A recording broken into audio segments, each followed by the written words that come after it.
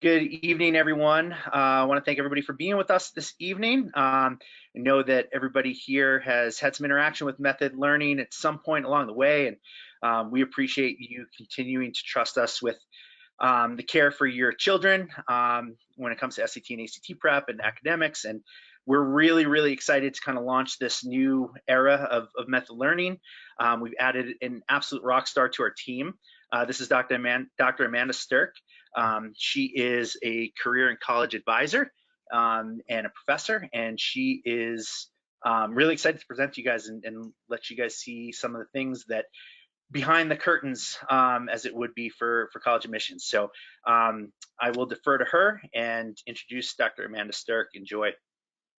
Awesome. Well, thank you so much, Brian. Very much appreciate the warm welcome. Very excited to be joining method learning and really adding some new programs and new opportunities for our families that we serve. So very excited to be starting our first webinar tonight. One of my favorite topics, and if you come to other webinars, everything's my favorite topic. So that's a common thing. This is my favorite, and, but it truly is, because I'm very excited to talk about this all the time.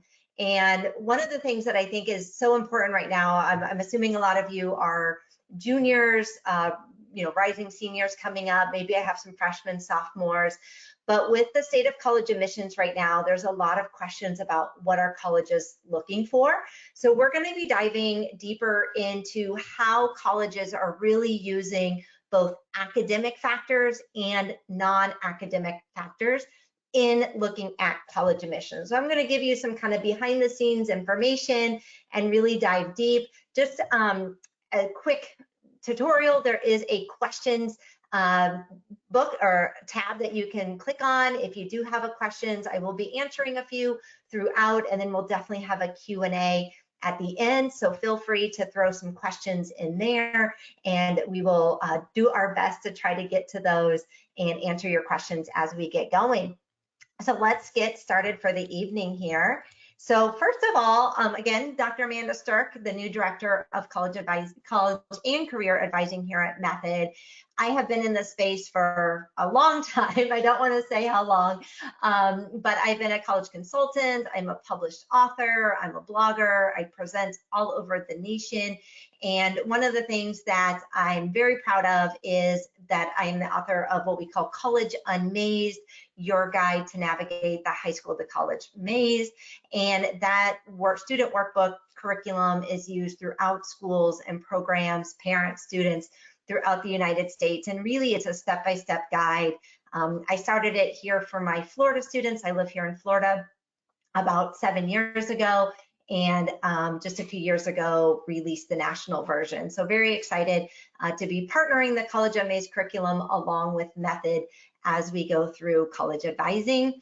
Have over 20 years experience in highly competitive high schools and on the college admissions side. So very excited about that.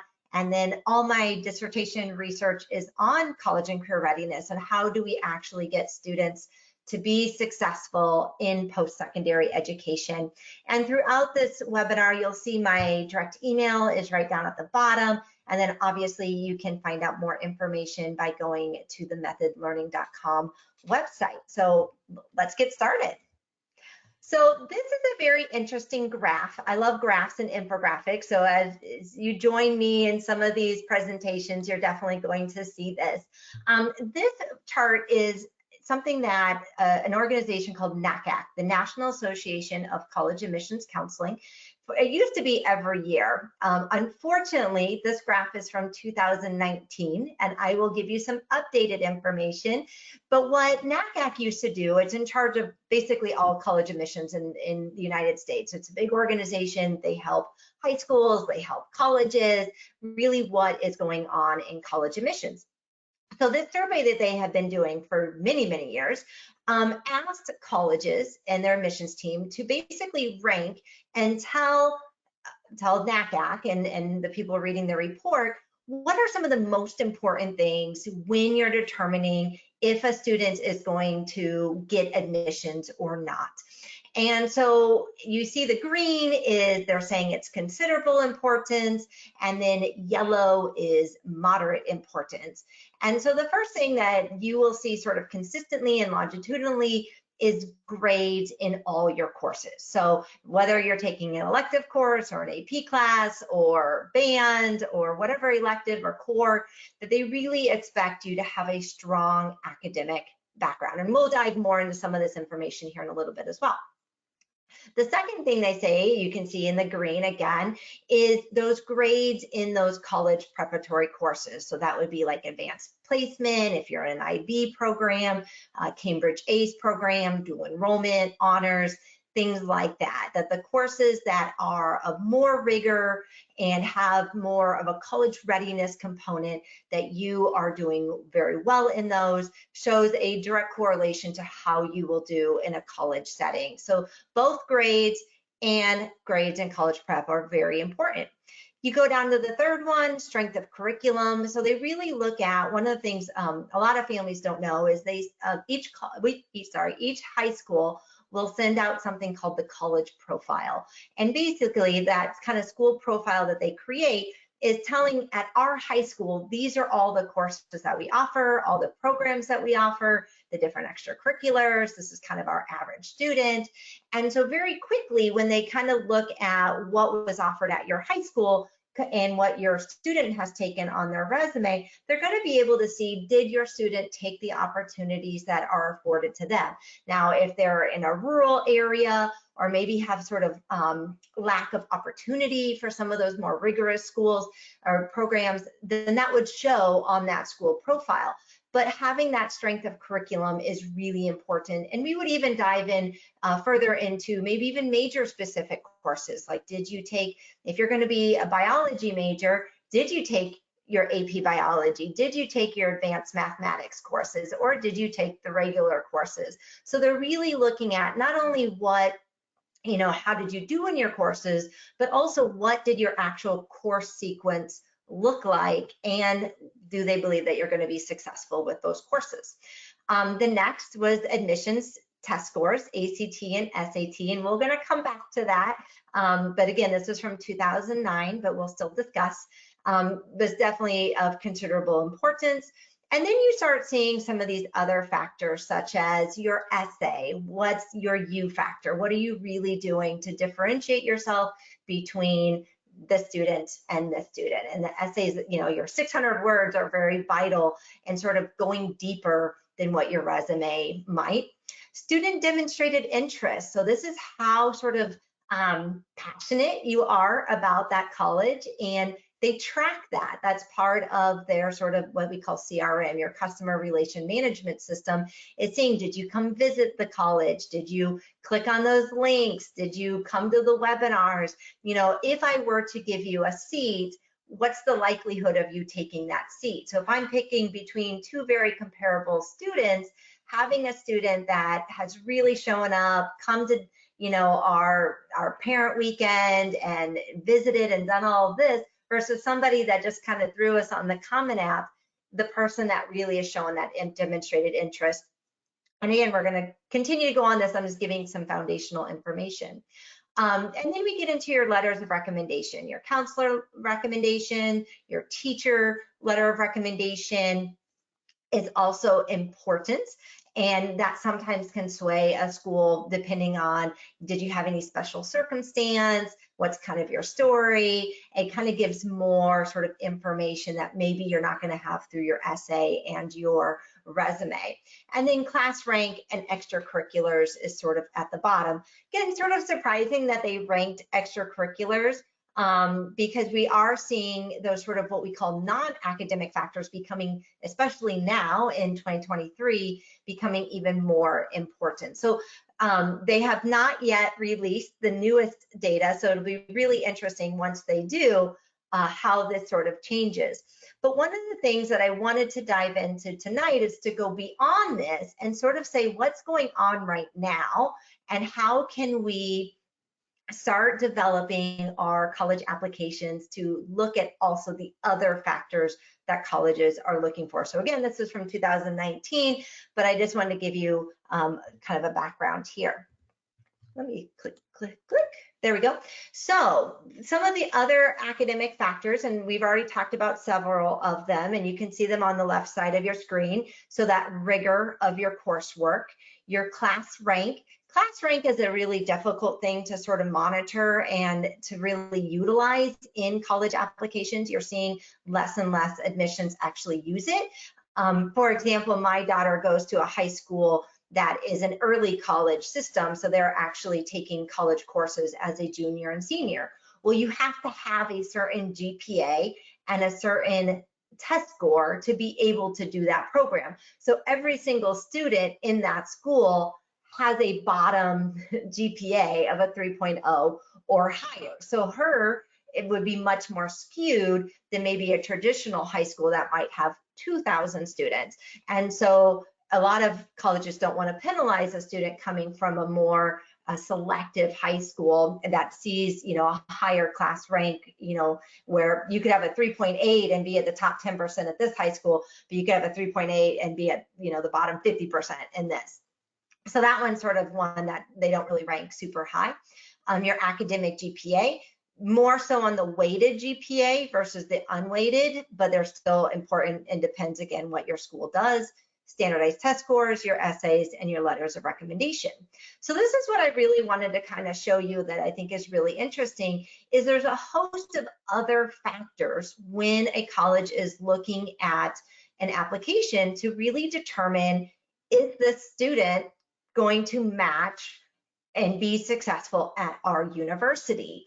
And so they've been doing this for a long time, but now with sort of the removal of test scores, and it's not complete removal, and again, I'll show you that, is that they're really diving deeper into these other non-academic factors. So, if I go back to the last screen and I showed, well, extracurriculars was sort of at the bottom, we're now seeing that actually rise to the top when looking at non-academic factors. So what are some non-academic factors? Well, there's going to be two groups that we're going to be talking about tonight.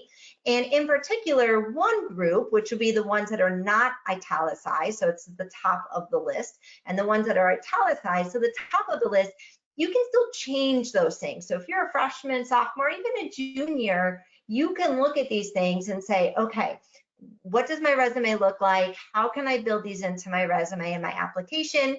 Where the last set is really you can't change, right? You can't change your ethnic status. You can't really change your state residency. So those things, while important for some colleges, it's harder for a student to really dive into or to change, but the top you definitely can. So that's why I italicized the one and not the other. So the first one, like I said, is extracurricular activities. So what are you passionate about? And they really look for things that you are spending your time, your energy, and they're not sort of just happenstance that I just kind of, I'm from Florida and I live on the coast. And so I always use beach cleanup as an example, because, students are like on their resume, like, I did beach cleanup in 2022. That's one day for like 4 hours. And that's great. You should do beach cleanup. But if you're actually using that as part of an extracurricular or volunteer activity, I would think that that wouldn't be something you're very passionate about. Now, if you led it and you created the beach cleanup and you got 100 students to come out, very different, right? So you do have to sort of, take out some of those things, or just like you should do because you're a good student and you want to be involved in your community. So they're really looking for, 3 or 4 activities that you're passionate about, that you've really been all the way from 9th to 12th grade. Maybe you've shown leadership in that. You started out as a member and then you became the secretary, and then you became the vice president, and then your senior year, you're going to be the president. They want to see that growth and they want to see that longevity. So if you're in sports and activities, maybe karate, swimming, dance, music. So what have you done that's really kind of been the thread throughout your high school? Theater, could be a lot of them. You also have talent and ability, and that's going to be more specific to something you're going to be doing at the college. So maybe you're playing a sport, maybe you're playing an instrument, but it's something that kind of goes beyond just an activity or a volunteer opportunity. It's really something that you're actively involved in and actually going to participate at the college level. Interview, some colleges still definitely do the interview, and that's an important part of the whole process. They're also definitely looking for character and your personal qualities, things like compassion, being collaborative, being a good team member, being a good communicator. All those things they're really looking at in an application.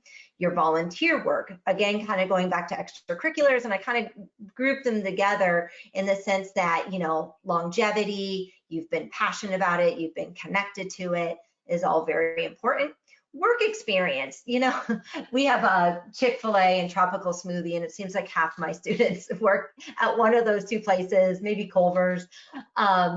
But working is actually a really great skill. It shows time management, that you're willing to do the work, that you're able to sort of be a little bit entrepreneurial and make some money and be able to manage that process. So, and work experience could be working for mom and dad, but typically they like to see a little bit of part-time experience if possible. The next one is the level of applicant interest. And I think that this is one that we don't talk enough about. But again, I kind of mentioned that in the last slide, is that they are determining and looking at, many of the colleges, how interested are you in our college? How likely are you able to, willing to take our seat? And so that is something that they monitor throughout the whole system, and they really sort of watch you. Now, I could show you the stack of flyers that my daughter, as a 10th grader, has been receiving. It's probably about that big. And, some of these, I won't tell you what college, but there's a college, she's like, Mom, I have gotten so many emails. Like, do I have to click on all of these? And I was like, no, you don't have to click on all the emails. And if you're not really interested, you really should just, delete and be unsubscribed from that. But she's getting them from all over the place, and she's trying to manage, how do I show applicant interest with all these colleges that are sort of connecting with her, and which ones do I want to focus on? But that can be important for some universities. And like I said, these last kind of half of the list that are italicized are things that we can't really change about ourselves. But they're also looking, are you a first generation student? So did your parents not go to college and you're the first in your family to do so? Also alumni relation. So, if your parent had gone to that school, or maybe a grandparent, and that is something of some universities they're interested in. Geographical residence. So this is going to be more important primarily for, I would say, private schools that are looking to sort of have everybody represented. And so they want people from Florida and Texas and California and Nicaragua and Africa and Asia and so forth. And so they're really looking for that kind of broad spectrum of diversity. Some more public universities are really focused on state residency. Texas, Florida, for example, where they sort of pride themselves on giving the residents of the state sort of access to that admissions sooner than out-of-state students. So for some, that state residency is really important, and their numbers, you have to have this many percent that are in-state versus out-of-state, is really important. Some are religious affiliated. So, if you are Catholic, Christian, or that's kind of college that you're looking for, that can be of importance. And then last, your racial ethnic status is still something that they do consider. So let's kind of continue on here. So one of the things that we need to start doing to kind of think about these academic factors is really thinking about, step one is, where am I at currently as a student? So if I'm looking at these thinking, how are my extracurriculars going right now? How are my test scores? How are my grades? How are my volunteer opportunities? What's happening?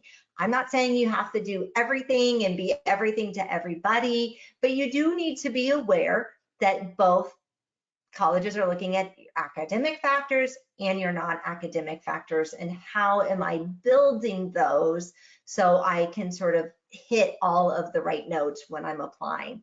So one of the things that's really unique about our method learning college advising program that we're going to be doing, and I'll show you some examples here in a little bit, is we actually have a very unique family values and fit diagnostic where we start looking at those as early as 9th, 10th, and 11th grade and help a student to say, where can I fill in my holes? What am I sort of missing? And what colleges are going to fit me best based on my current academic and non-academic factors, which will be really neat.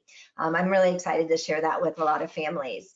And step 2 is you need to start determining, and I'll show you how to do this, determining not only your college list, but also understanding where and how the colleges are actually looking at those academic and non-academic factors. So 2 really unique things that we have here at Method is we have a neat program, or it's a Excel sheet, but it's called the College Data Organizer, which really brings in some really critical statistics and data and information. I'll show you some examples to be able to really look at those, and gives you a wider depth of information about what colleges are using for their admissions. I do see a quick question here. I'll pause. So the question is, if an applicant has a 25% Hispanic descendant, should she click the box as Hispanic? It really depends on how you identify, if that is something that you are identifying as, but typically we try to tend to the 50% or more. But you also, not every college makes that determination, and sometimes just using that as, that's not going to be the only thing that gets you in. I will say that that's one piece of the puzzle. But I would probably lean to, if it's really not your identity, I would be cautious about using that, especially when you have sort of the majority of another race per se. So I would say no. Just, lots of reasons on that. So let's kind of get back to, so in step 2, the other thing I'm going to be showing you tonight is something called the Common Dataset. And so the Common Dataset is really an underutilized resource for a lot of families, and even a lot of school counselors don't know about it, but it's one of the ways that you can actually determine how a college uses academic and non-academic factors. So we'll get there. Your step 3 is really, once you sort of have built that list and you're looking at, okay, these are the colleges I'm thinking about, is when you are going and interacting with universities, that you're specifically asking these questions. One of the big issues that we're having in college admissions right now is that it's a lot of gray area because of sort of the sort of test optional mentality that we have going on. The issue is where it was a little bit clear on admission strategies and enrollment sort of procedures that colleges used to have, we're not seeing that right now. So for example, Common App just released back in February the most recent data on how many kids have applied through Common App. So this time last year, so in 2023 comparatively to 2022, over 1.2 million more students have applied through Common App than they did last year. The other thing that's happening is more students are applying to more colleges. So where it used to be maybe 5 to 7 colleges, they're seeing anywhere on average to 8 to 12 colleges. So they're applying to more. The other thing that's sort of happening is more students are actually applying early. So where colleges, especially the more highly selective schools, would actually come in and get about anywhere from 40 to 50% of their admission enrollment pool from early action, early decision, we are seeing a huge increase in those early action, early decisions. So what they're doing is they're actually deferring more students to the next pool, or even waitlisting. And there is a way. I had a student that was super excited. They got waitlisted to a college, and they're like, this is fantastic. I'm waitlisted. I'm still in the game. So I showed her in the common data set how last year they had actually offered a wait list to, this was a small school, it was Grinnell College. 2,400 were waitlisted, 1,200 stayed on the list. 28 students actually from the wait list got, oh, started raining. We haven't had rain for a long time. Actually got admissions to the university, 28. So the student was very excited, but when you actually look at the statistics, we were looking at University of Michigan the other day, literally it was 60 students out of 17,000 that they waitlisted. So all those numbers are becoming much more vague because kids are applying earlier, they're applying to more colleges, and because you're getting a much more national scale, it's becoming more and more difficult. You know, I think there's what, like 8,000, 9,000 high schools out there. Well, think, then there's like 9,000 valedictorians, right? And if you go to salutatorians, that's 18,000. And when you only have so many spots, that can be really difficult.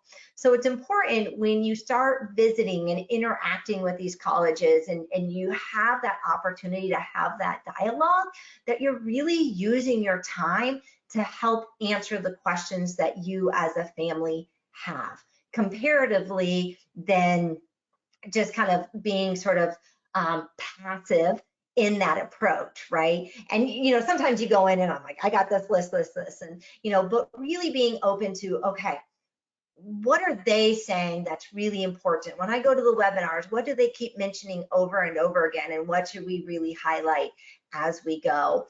Because we have changed so much in college admissions, you really need to be listening to what admissions is telling you, and make sure as soon as you get done with a college visit that you are writing those notes, you are highlighting, you're circling, you're doing whatever you can to remember. Because if you're anything like me, like I told you about my stack of papers for my daughter, it gets muddled very quickly, and you forget what college said this and which college said this.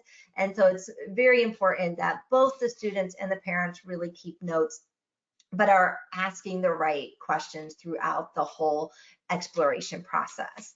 And then lastly, what's really important in our step 4 is that we're actually building college documents to showcase both academic and non-academic factors. And that's really hard, you know, but when you think about, you know, your resume, say on the Common App, with only having 150 characters, that's like a sentence and a half. Like when you actually put it on paper, it's hardly anything. And we only have just a few activities that you can actually list.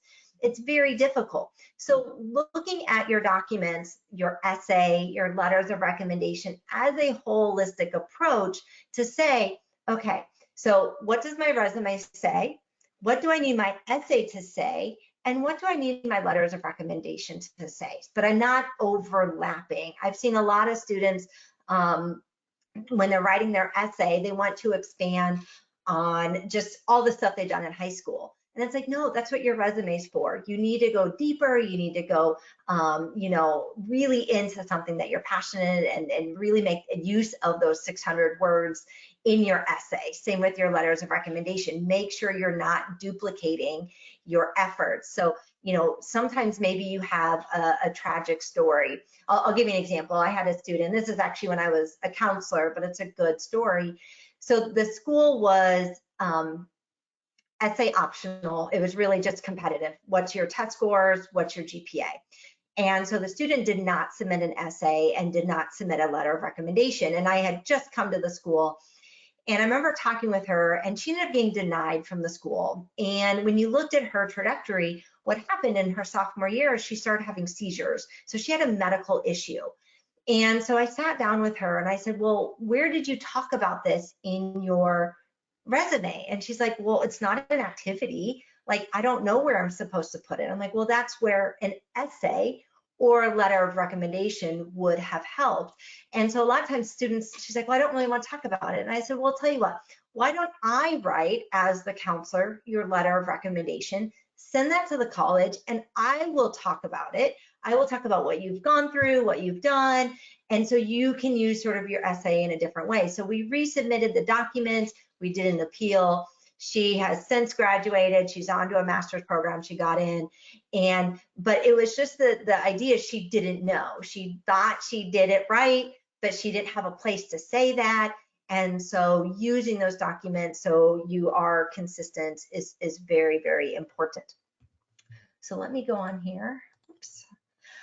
So one of the things that I do like to show, so this is in our college data organizer that if you do an advising program with us, we actually organize for you, we share with the students and the parents, and we really go over and talk about. So these were some schools, this was a former student that I had done, and she had a bunch more schools, but I just did like the top 6 or 7 to show you.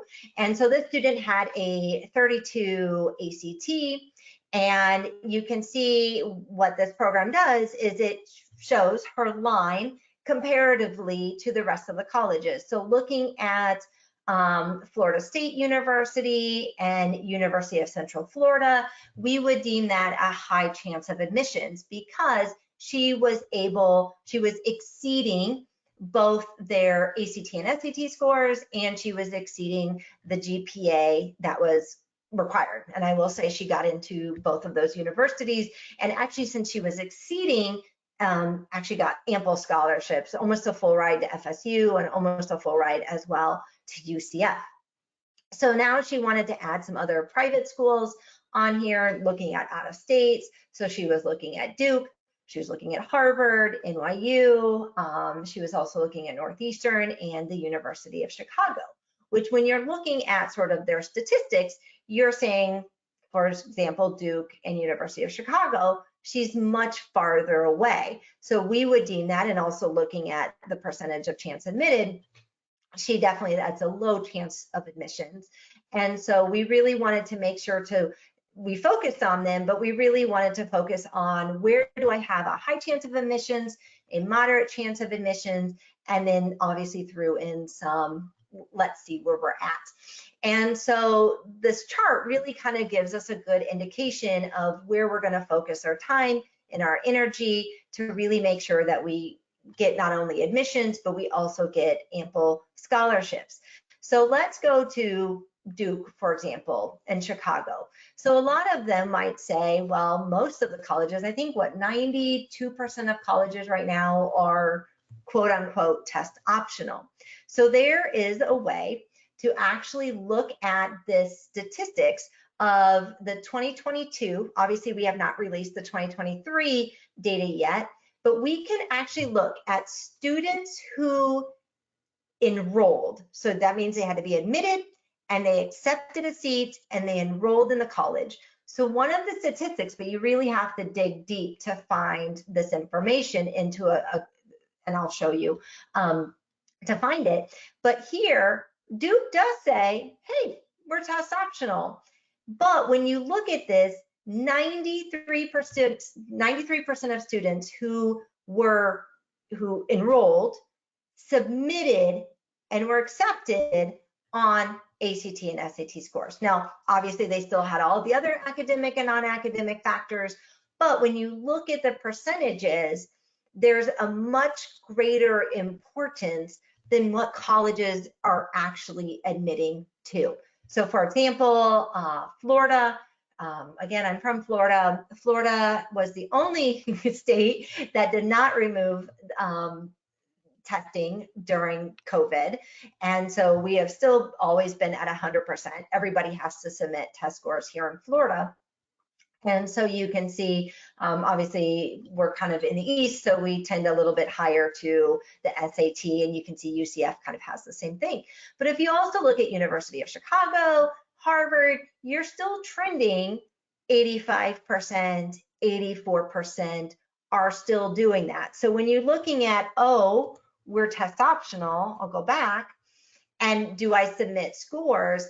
The thing is, when you look at the majority of students, significantly, except for Northeastern, they're kind of an oddball, but almost half are still being accepted based on test scores.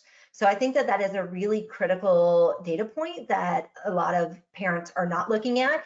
And what we're seeing is, more students are not submitting scores because they're saying, oh, I'm not in that range. But when you look at the percentage, you have a much greater chance of admissions if you are still meeting those traditional test scores that they have always had. So I do have a question here, so let's just pause for a second. So it is recommended for the students to talk to the guidance counselor to discuss what they may want them to mention in their recommendation letter.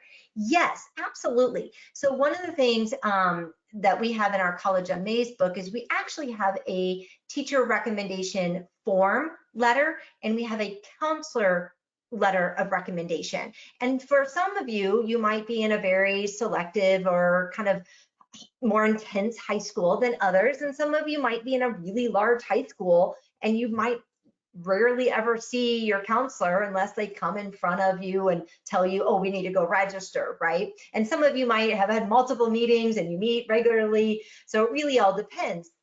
But it is very important. And so let me back up. So the two letters, a teacher letter of recommendation and a counselor letter of recommendation, are different, and they need to address different things. And so what's really important is to give them some guidance about maybe something that uniquely happened in their class, or that you sort of think that makes you stand out.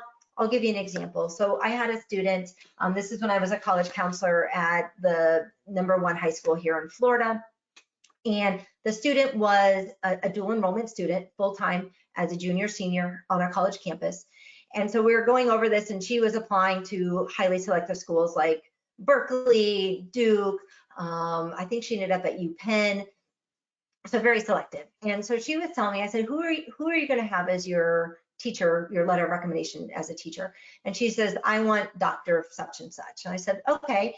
And he is a Composition 1 professor. And I said, why did you choose that professor? And she goes, well, after my first essay that I submitted, he actually had me come, he kept me after class, and her name was Sabrina. And he said, Sabrina, I thought your essay was really good. I would just like you to rewrite this essay. Just sit here after class. Do you have a minute? She's like, yeah. He's like, just rewrite it and kind of give me your highlights and rewrite it. And she's like, oh, okay. So she rewrote, the best that she could and wrote the essay out. And this Dr. such and such goes, Sabrina, I really want to apologize. The reason I asked you to do this is I thought you plagiarized. I thought you cheated. It was so well written that I didn't think it could come from a high school student. And so, wow, now that I know, and basically he said, now that I know that you're at this level, I really want to work with you personally to get you to the next level. So that one instance actually led to taking a special research course and becoming his assistant. And she ended up basically going wherever she wanted. And so when we were talking about it, I said, that's the story. If I was an admission rep, that's what I want to hear, that your writing was so great as a junior in high school, he thought you were above and beyond a traditional even college student. And that's what he wrote about. And by this time, almost 2 years later, he had forgotten about it. He had moved on and he was going to talk about that. And so really he used that as the beginning. So maybe, helping them sort of guide through that process. I know when I write a letter of recommendation, it takes me sometimes at least an hour because I really want to get it right. But I also want to know what the student is asking from me. So I love having a nice form, give me some information, and it's going to be my job as an adult to say, do I want to use this or not?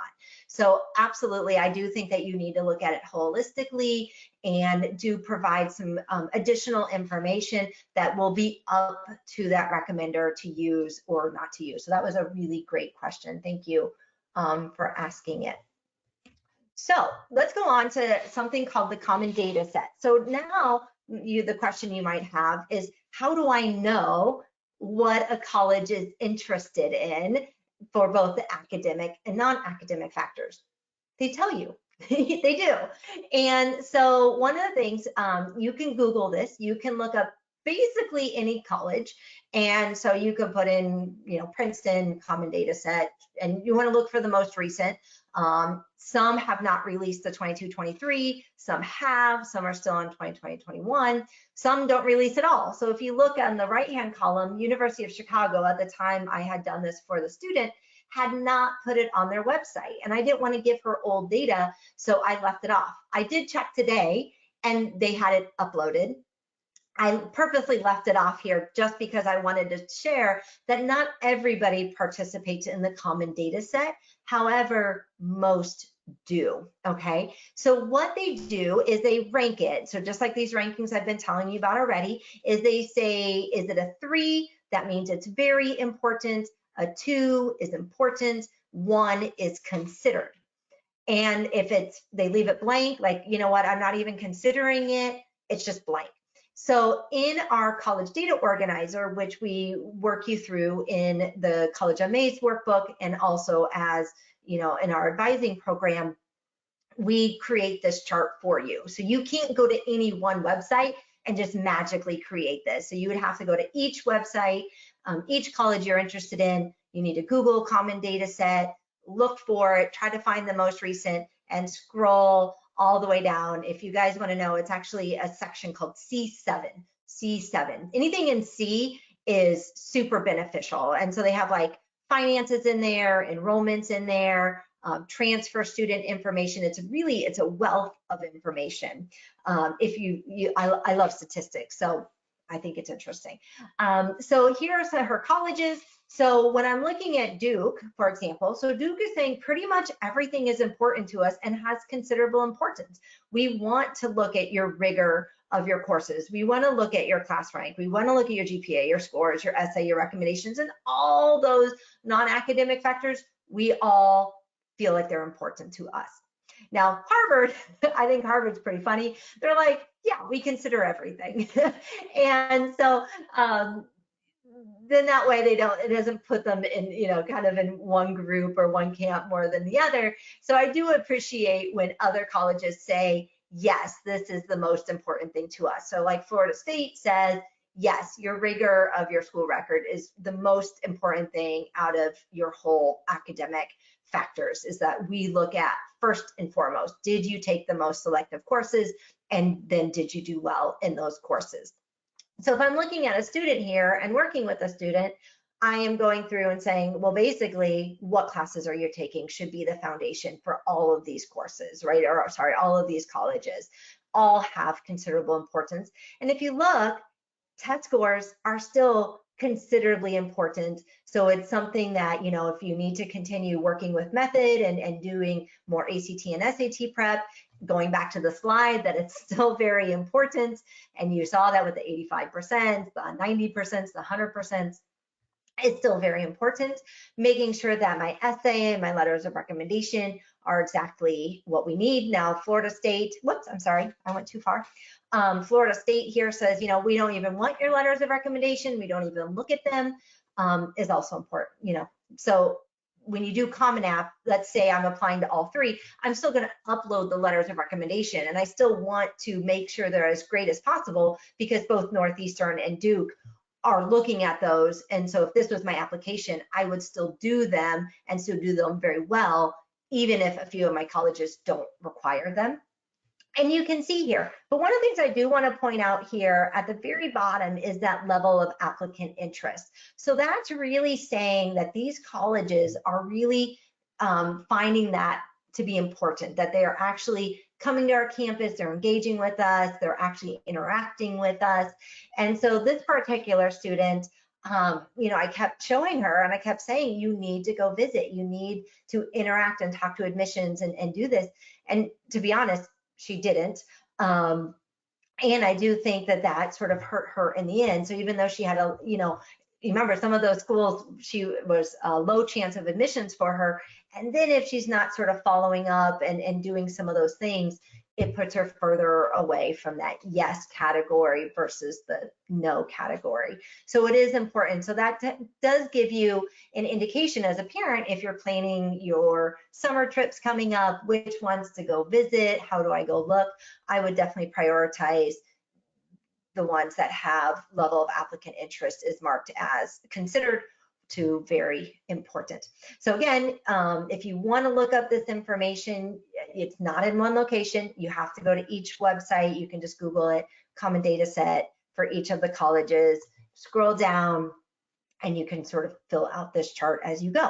But what we do here at Method is, I was mentioning, is we help the students through every step of that process. So one of the things that we do at the very beginning is we do a really in-depth values and fit diagnostic. Where is a student currently at? Where do we need to get a student? What are the college looking for? And really merging all of that so the application is as perfect and as great as we possibly can make it. So you can see this is just an example of the diagnostic that every family receives when they go through our program, to really have these deeper conversations about, am I going to get in? But two, is this really a good fit for me when I'm looking at college admissions? So kind of the last slide here is the college document. So I've already mentioned these quite a bit, but I just want to sort of reiterate. So when you're looking at both academic and non-academic factors, the way to showcase those is by your college documents, right? So how do you use those 150 characters in your Common App to build a really great resume? Because one of the things that a lot of families don't realize, not only are you applying for admissions, but you're also applying for scholarships. And institutional scholarships are one of the #1 ways to get, financial aid. And so it's really important that you have a strong resume, and then that resume can then be used for other external scholarship opportunities, programs, honors programs, and things like that. So really making sure that you're kind of touching on all of those things as much as possible. Again, using your essay in a positive way, in a way that enhances your resume, like what's missing. And so you really want to be careful not just to reiterate your resume, that you're creating something very different that tells something that your resume does not tell about you. Using your letters of recommendation, looking at increasing your ACT, SAT score still as much as possible. Also looking at your transcript. Now as a junior, or if you are mostly juniors, it's a really great time to request your transcript from your high schools. I know, for example, like down here in Florida, we have students taking online classes, and some do dual enrollment, and some do AP, and some, their kind of credits are all over the place. And I was just going through a student the other day, and the entire district, and our districts are really large, like our school districts are a whole county, has been matriculating college credit incorrectly. So her GPA is incorrect. And so when I pointed it very nicely out to the entire school district that her transcript is incorrect, and they were giving her a lower GPA than she should be receiving, it's been interesting crickets. But it's something that we need to fight because her transcript is incorrect. So you definitely want to go in, you want to look at it, you need to really assess as a family, where are we at, and look at that. And then also FAFSA will come in October, possibly later than that. They're saying it probably won't be ready by October with the new changes in FAFSA.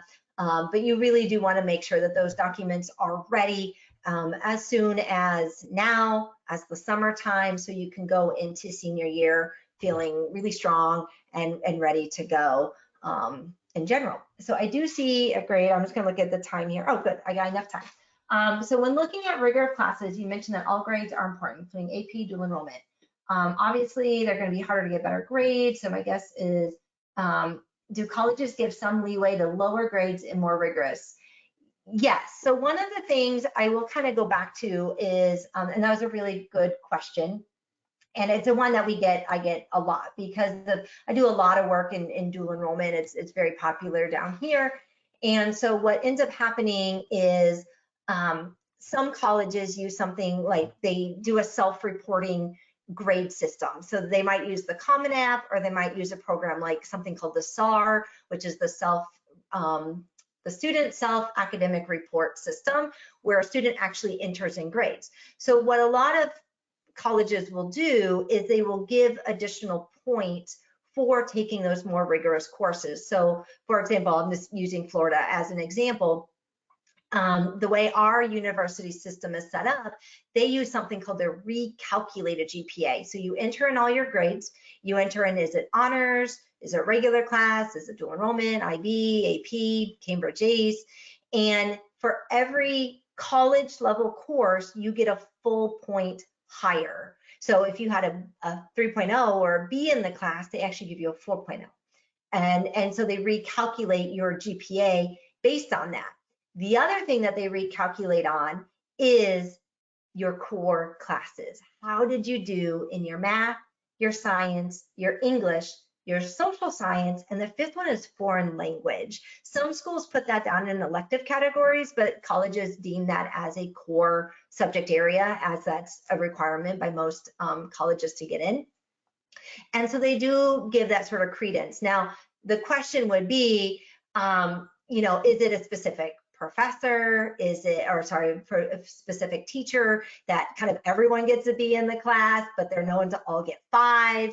And so using those sort of your test scores also sort of help that. So maybe it was a very rigorous course, but they, you know, your son or daughter got a 5 on it. So you do want to be selective. So, you know, if you do think that a student really needs to put more time and energy into your college rigor courses, then maybe don't take 6, then take 2 or 3, and really do strive, because you still do want to get A's. At the end of the day, you want to get A's, but you don't want to not do anything, because if you're not showing some rigor and that you are trying to be successful in those courses, then that could be sort of a double-edged sword. So you definitely do want to take on those opportunities, but be cognizant of the rest of your schedule and do try to be as successful as possible and really creating a schedule for them to do that. And that's one of the reasons why I like AP, for example, or even like a dual enrollment program, is you can really select the subject areas that you are most successful in.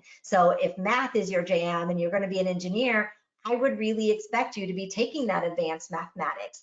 Might not care as much about that AP biology if you're going into, you know, mechanical engineering, but I care much more about your AP Calc BC grade than I would, you know, an AP environmental science. So really looking at how do I spend my time and my energy is really important. And that academic planning as early as 8th and 9th grade is really critical, because one, we really don't want to burn out students. We really do want them to be successful, but we also want them, we talk about in our book something called the T student. I'm going off tangent, I do it all the time. But the T student is, you know, we kind of talked about those non-academic factors, you know, the your character, your personality, who you are, what you really enjoy. That's kind of the top T. And the bottom T is really showing passion and showing what you're interested in. So that can be career focused, that can sort of be extracurricular focused, but really to kind of, I should be able to look at your application and have a really good understanding of where your sort of where your trajectory is for your career or your major. And did you take those opportunities to do so? So my suggestion is, if you are worried about it, think about, is this part of building myself as a T student? Am I just doing this? But it is better to get as high of a grades as possible. But do try, but definitely do try. It's hard to explain for sure. Let's see. If you have a sibling that was accepted at a school but didn't yield, do the colleges track that? No, they really don't. So what they are looking for in the application, they will ask, you know, where your siblings have gone, where are they at, what's their age, where did they go? And so the only place to really report that would be in that part of the Common App that says, you know, my student goes here, but they're not looking at connections at all.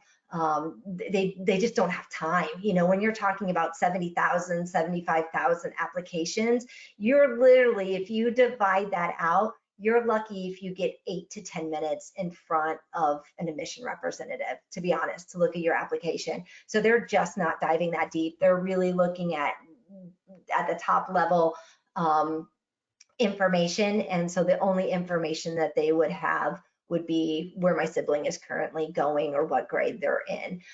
Your parents, you also put that as, you know, where they went. And so that's how they determine alumni as well. So great question. We talked about rigor. Perfect. Okay, so I think I answered those questions that are in the questions box. So let's kind of move on here. So I know we just got a few minutes. I'm going to keep it open, definitely. So like I said, we are starting our new college advising opportunity. Very, very excited.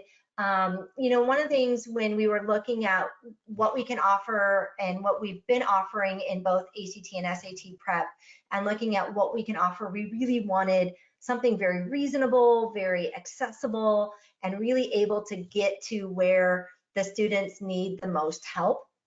So I'm really excited that we're going to be offering both live online group instruction that are going to be more broad overview, where are you at, you know, it's kind of everybody can sort of get that information. It'll be recorded, so if the student's not able to come, they'll still have the information. And then when we actually get to meet, instead of just kind of, you know, me going over some like very, I don't want to say it's obvious because it's not obvious, but very sort of foundational stuff. Now when we actually go into the one-on-one sessions, we can get much deeper. We can really get into the resumes and the essays and the values and the fit and really look at each student individually. So we're really excited about that. If you want to use the QR code, that will take you right to the website if you want to find out more information. And we are going to be starting our first cohort on April 15th. We'll be coming up, really trying to get those juniors starting to get into the cycle and get them excited and get them with a good foundation, and then able to use some of those sessions throughout the summer so then they're nice and ready before the start of the school year to be successful in those applications. And right now, because you guys are here and joining me, again, thank you so much. Do use the code for 15% off. So that's super exciting. ADV15, it expires in a few days. And if you want, if you send me an email, I'm also happy to maybe talk more one-on-one about what your family's needs are. Maybe you have a special situation, maybe you have a 504 or an IEP, or maybe you're an athlete, or maybe you're looking at something very specific. Even I'm very well versed in international schools. I was an international college counselor for many years, and so well versed in that as well. So if you have a unique situation or you just want to talk further, definitely just email me and I'll send you my link. And I do think here, because we had over 200 people register for this webinar, which is fantastic. We are going to be offering 2 more coming up in 2 weeks. So the 18th, we're going to be really diving into your college resume. So if you're a 9th grader, 10th, 11th, you definitely do not want to miss that. So I'm going to be talking about actually incorporating those academic and non-academic factors within your resume. So you're sort of hitting all those high notes. And then we're going to be talking on May 2nd, really talking about how as families we can not just look at our chance of admissions, but also where will I be successful, right? Really looking at colleges and how to explore and ask better questions so you're picking the right college for you as a student and as a family. And I think that was my last slide. So let me, I'm going to try to stop share. I'm not super familiar with this program. I'm trying. So I'm going to click on there. Yay, hopefully you can see me. All right, so let's see if we have any other questions in the chat. Nope. All right, any other questions? So we got about 5 more minutes. I want to make sure to give anybody an opportunity to ask some additional questions. We did have a hand get raised. I'm sorry, I'm gonna have trouble pronouncing the name. Ayamide, looks like maybe has a question. If you want, you can unmute yourself, or you can also put it in the chat if you're raising your hand to answer a question or to ask a question. But if anybody else has questions, please, by all means, you can go ahead and hit the raise your hand button, or you can put it in the chat or in the questions. And we'd certainly be able to answer them in the last few minutes here. And if not, Amanda, that was really, really informative. Thank you so much. A ton of information there. I think we can certainly see kind of the value in synthesizing all this information. There's a lot to know about this process, and it's really, really exciting. Somebody asked about email address. Her email address is amanda@methodlearning.com. So certainly feel comfortable to reach out. No problem. You're having trouble unmuting yourself.